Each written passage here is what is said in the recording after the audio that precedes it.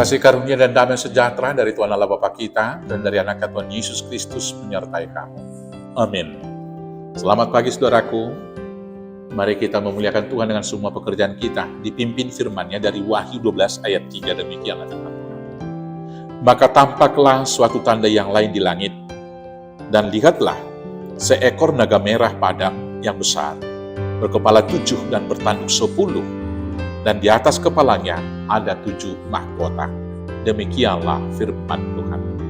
Bapak Ibu Saudaraku yang terkasih dalam Yesus Kristus, apabila kita membaca Wahyu 12 ayat 1 sampai dengan ayat 18, kita akan melihat di sana pertempuran antara kebenaran dan juga ketidakbenaran. Pertempuran antara anak manusia Tuhan Yesus Kristus dengan yaitu bapa dari segala dusta, iblis atau naga yang digambarkan dalam perikop bacaan kita ini.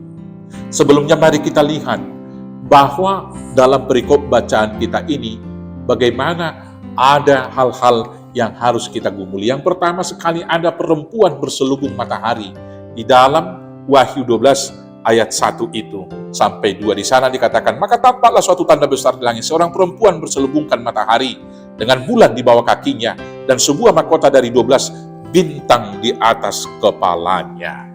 Ini adalah menggambarkan yaitu umat Israel sebagaimana yang diceritakan oleh Yusuf.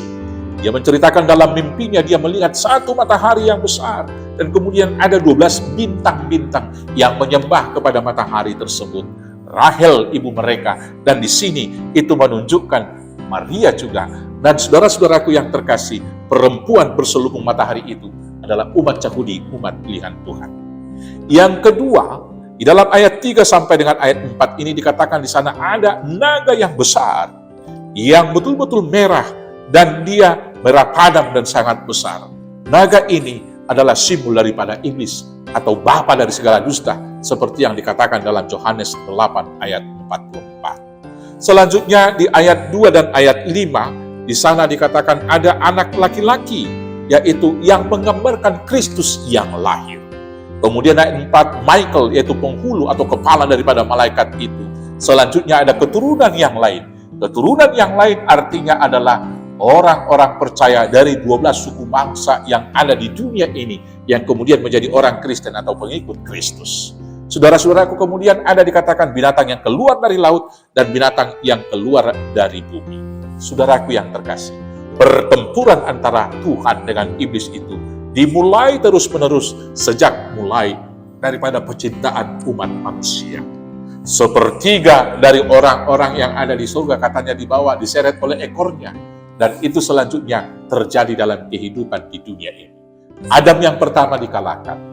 Tetapi Adam yang kedua, yaitu Yesus Kristus yang lahir dari ibundanya, yaitu Maria, kemudian mengalahkan iblis.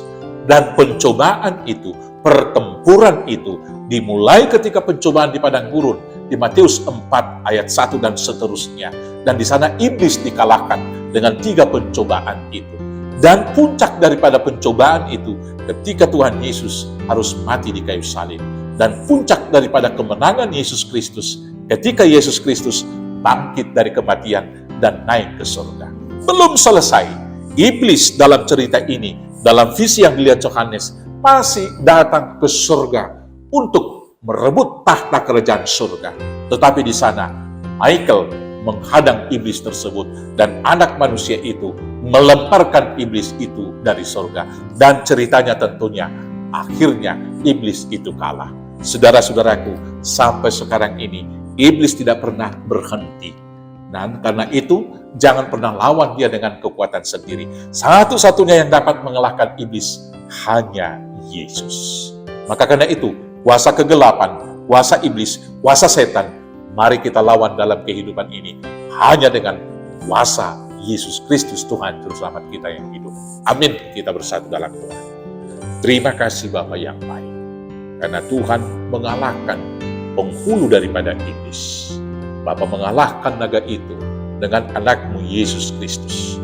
Maka biarlah kami menghadapi arah pasukan iblis dan juga bapa dari segala dusta dalam kehidupan di dunia ini hanya dengan kuat kuasa Yesus Kristus Tuhan Juru Selamat kami yang hidup. Amin. Selamat beraktivitas, Tuhan Yesus memberkati. Horas, horas, horas.